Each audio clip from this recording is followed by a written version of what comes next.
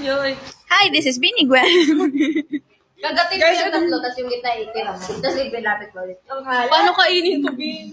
Adidas, ang tawag dyan, ang tawag. Oh, basketball oh. Nakain na naman ako. Kain, ayoko na nga. Thank you, Lord. Oh, lasang adobo. Oh my God. Feeling ko, parang matapos yan. Lagay na ng silin. Uy! Sino yun?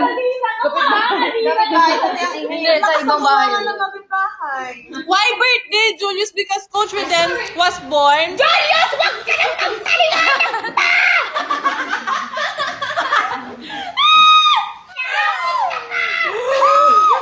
Kahapon ka pa daw.